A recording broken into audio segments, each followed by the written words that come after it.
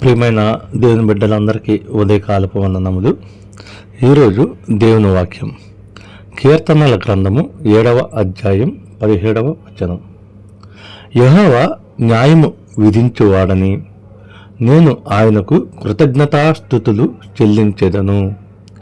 సర్వోన్నతుడైన యెహోవా నామమును కీర్తించెదను. ప్రియమైన దేవుని బిడ్డలారా, ఈ వాక్యాన్ని ఒకసారి గమనించండి.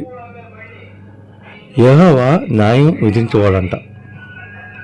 విధిస్తే భక్తుడైన దావీదు ఏమంటున్నాడంటే కింద ఆయనకు కృతజ్ఞతాస్తుతులు చెల్లించెదను అంటున్నాడు. ఎందువల్ల చెల్లిస్తున్నాడు భక్తుడైన దావీదు? దేవుడు ఒకరికి ఎక్కువ ఒకరికి తక్కువ అనేది లేకుండా అందరికి సమాన న్యాయం చేస్తున్నాడు. చెడు చేసిన వారికి తీర్పు ఒక రకంగా ఉంటుంది, మంచి ఉండి దేవుని వాక్యం ప్రకారం నడుచుకున్న వారికి ఒక తీర్పు ఉంటుంది. ఎక్కడ కూడా లోటుపాట్లు లేకుండా న్యాయంగా తీరుస్తున్నాడు కాబట్టి దేవునికి కృతజ్ఞతాస్తుతులు చెల్లిస్తున్నాడు భక్తుడైన దావీదు. అంతేకాకుండా సర్వోన్నతుడైన యెహోవా నామమును కీర్తిస్తున్నాడు అన్నమాట. అంత అద్భుతంగా తీర్పు తీరుస్తున్న దేవునికి దేవుని నామం పేరట కీర్తిస్తున్నాడు, అంటే పాటలు పాడుతూ ఘనపరుస్తున్నాడు అనమాట. దేవుని నామాన్ని అనేక విధాలుగా తనకు తోచిన విధంగా ఘనపరుస్తూ పాటలు పాడుతూ సంతోషిస్తున్నాడు అంటే భక్తుడైన దావీదు. ప్రియమైన దేవుని బిడ్డలారా, ఈ వాక్యాన్ని ఒకసారి గమనించండి.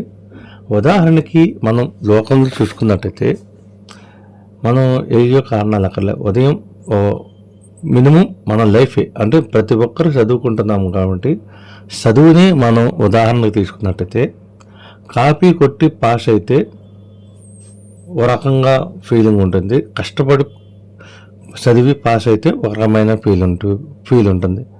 కానీ ఈ కష్టపడి చదివిన వాడికి కాపీ కొట్టిన చదివిన వాడికి ఇద్దరికి ఒకే స్థానం వస్తే కష్టపడి చదివిన వాడు ఎంత బాధపడతాడు? అవునా కదా? కాపీ కొట్టి పాస్ అయినట్టుగా బాధ ఉండదు. ఎందువల్లంటే వాడు కష్టపడలేదు కాబట్టి. కానీ అక్కడ ఇద్దరికి ఒకే స్థానం ఇచ్చారు కాబట్టి కష్టపడి చదివిన వాడు చాలా బాధపడుతున్నాడు.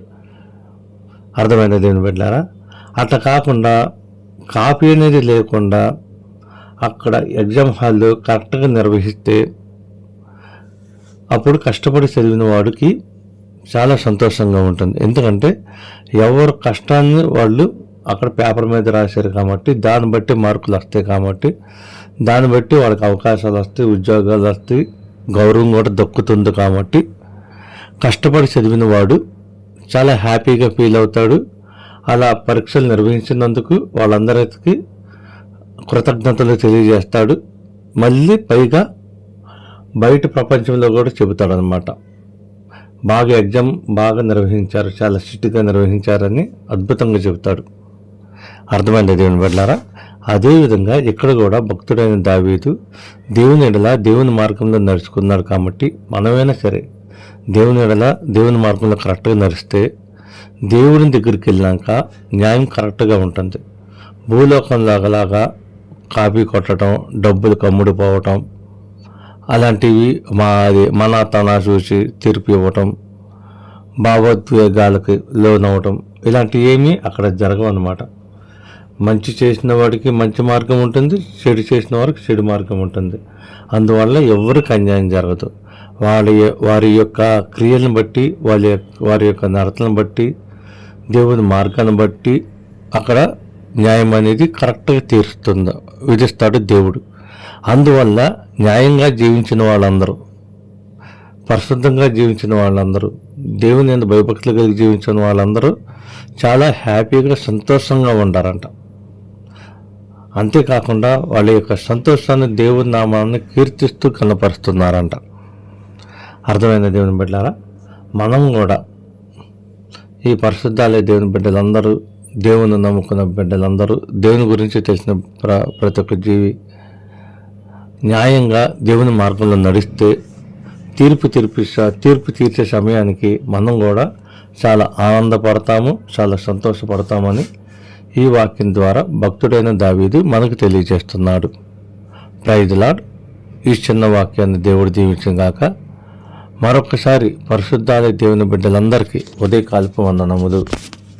ఆమేన్. ఆమేన్.